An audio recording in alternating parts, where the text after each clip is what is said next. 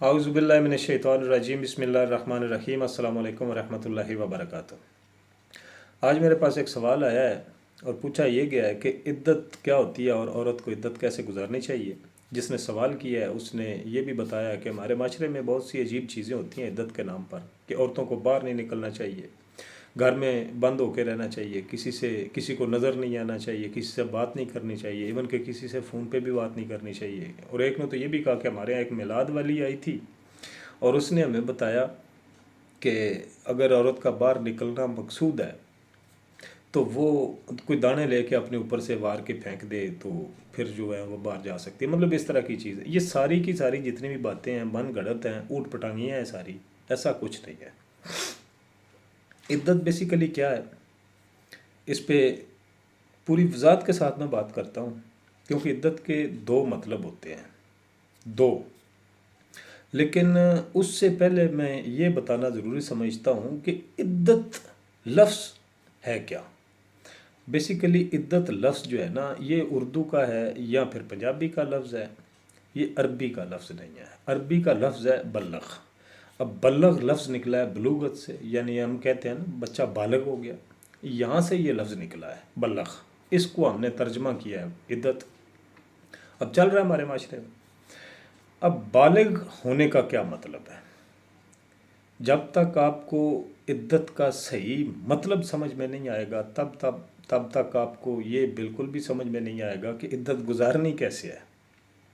इसलिए पहले हम ये मतलब समझें कि इद्दत का मतलब क्या है, इद्दत है क्या।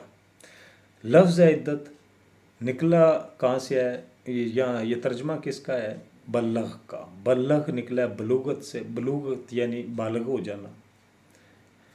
तो औरत जब बालग होती है, कोई भी बच्ची बालग होती है, तो बालग होने का क्या मतलब है।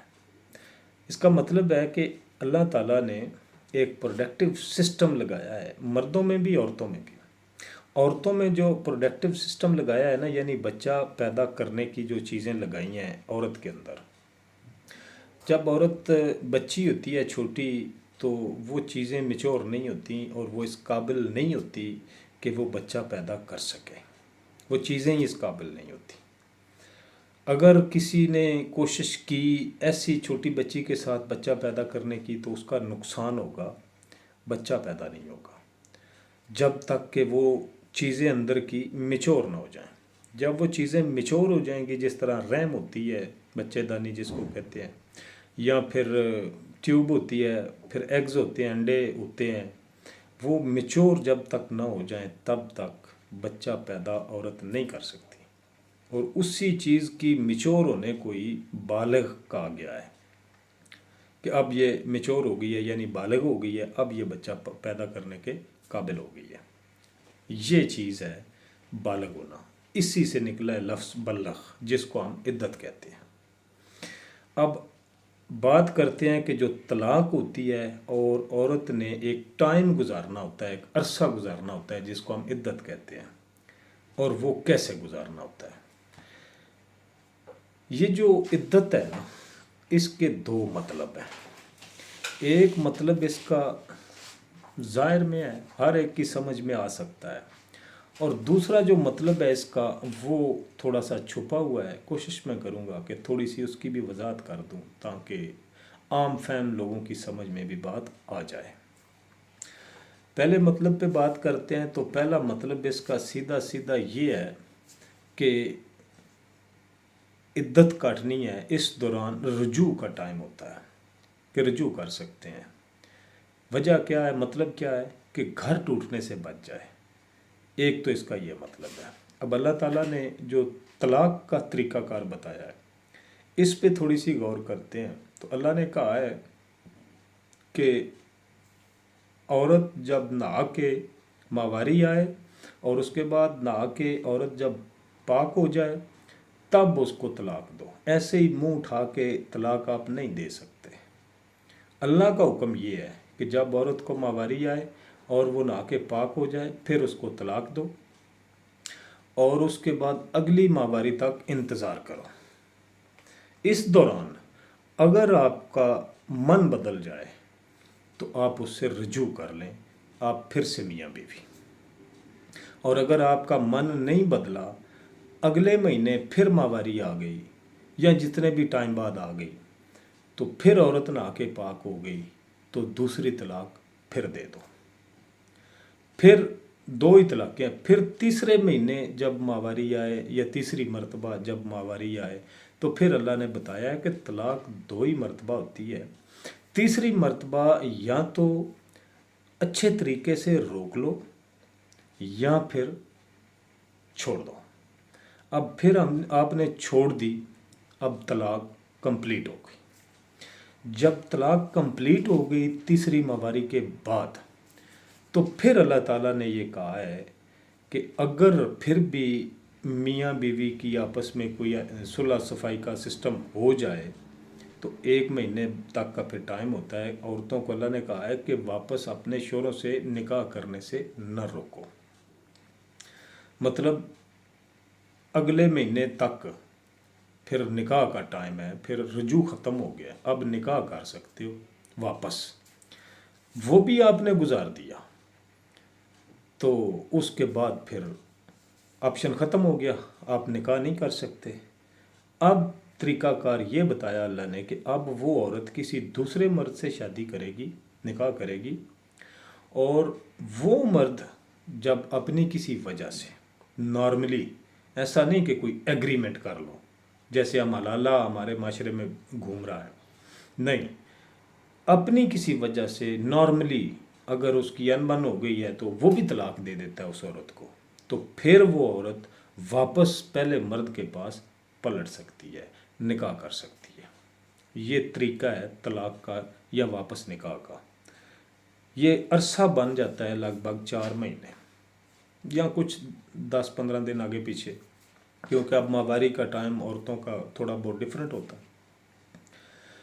अब ये तरीका अल्लाह ने क्यों बनाया, इसका एक मतलब सीधा सीधा ये बनता है कि घर टूटने से बच जाए अगर तुम रुजू कर लो, अगर तुम्हारा इरादा बदल जाए। और इसीलिए अल्लाह ने कहा है कि जिस औरत को तलाक दे रहा हो मर्द, वो टाइम पीरियड जो इद्दत का है वो उसी मर्द के घर में गुजारे, उसको घर से ना निकालो। ये भी अल्लाह ने कहा है। तो एक तो मतलब हो गया कि औरत अपना घर टूटने से बच जाए। अब इसका दूसरा मतलब इसका ये है, क्योंकि जब औरत का मर्द फौत हो गया तो अब तो घर रहा ही नहीं, मर्द तो फौत हो गया, तो फिर क्या मतलब है इद्दत का।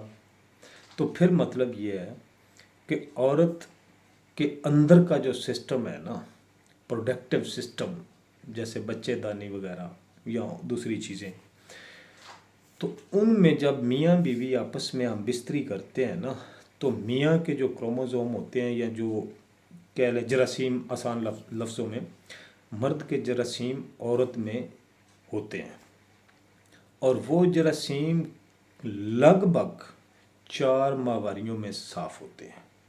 इसी वजह से अल्लाह ताला ने उस औरत के लिए जिसका मर्द फौत हो गया है 4 महीने और 10 दिन का टाइम रखा है इद्दत का, कि उसकी इद्दत इतने टाइम पे पूरी होगी।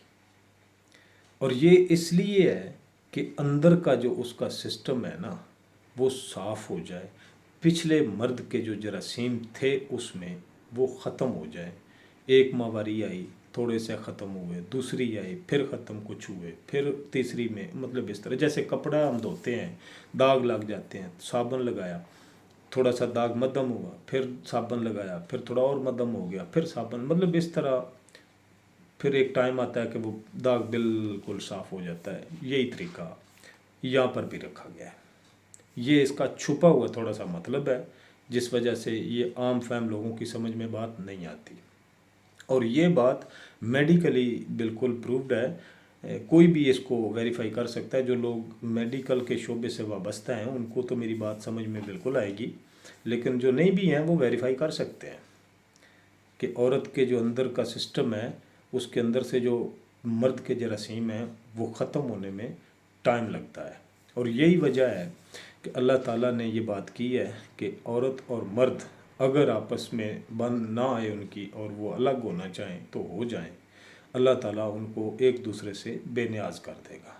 अब ये बेनियाज़ी क्या होती है कि मियाँ बीवी की जो आपस में एक फीलिंग होती है ना, एक अट्रैक्शन होती है, अल्लाह कह रहा है मैं वो ख़त्म कर दूंगा। वो अल्लाह कैसे ख़त्म कर दे? वो अट्रैक्शन होती क्या है? वो जो मर्द के औरत में जरासीम होते हैं ना, उन्हीं की बदौलत अट्रैक्शन होती है। और जब वो माहवारियों के ज़रिए ख़त्म हो गया, इद्दत का पीरियड ख़त्म हो गया, तो वो अट्रैक्शन ख़त्म हो गई। मर्द की औरत की तरफ नहीं रहेगी, औरत की मर्द की तरफ नहीं रहेगी। यही अल्लाह बात कर रहा है। तो बेसिकली दूसरा मतलब जो है इद्दत का वो ये है कि अंदर से औरत पाक हो जाए, ताकि दूसरे मर्द के पास जब वो जाए तो उसके जब वो बच्चे पैदा करे तो पिछले मर्द के वो क्रोमोसोम उसमें ना हो, और उसके अगले बच्चे बिल्कुल जो है ना वो मिलावट से यानी कि पाक हों, उनमें कोई किसी किस्म के जरासीम पिछले मर्द के में ना हो। तो ये वजह है, ये मतलब है दूसरा इद्दत का। एक मतलब है कि घर टूटने से बचे, उनके पास रजू का टाइम होता है। और दूसरा मतलब है कि औरत अंदर से पाक साफ हो जाए। ये दो मतलब है। अब इन दोनों मतलब को अगर सामने रखा जाए तो ये बात कहाँ से आती है कि दाने अपने ऊपर से मार के फेंके, किसी से बात ना करे, किसी से जनाब वो, हाँ एक बात, वो बात ये है कि अल्लाह ताला ने औरत को मना किया है कि वो बन संवर के इद्दत के दौरानिए में बाहर ना निकले, लोगों की नज़रों में ना आए, यानी किसी भी मर्द की अट्रैक्शन को अपनी तरफ जो है मतवज्जे ना करे, यानी कि आर श्रृंगार करके बाहर निकलने से मना किया है।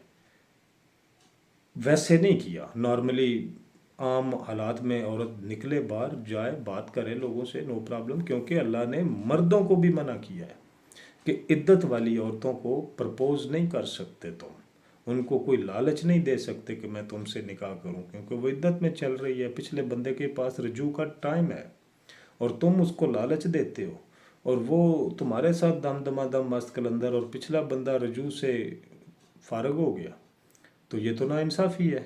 और अल्लाह ताला तो आदल भी है, वो तो नाइंसाफ़ी नहीं करता।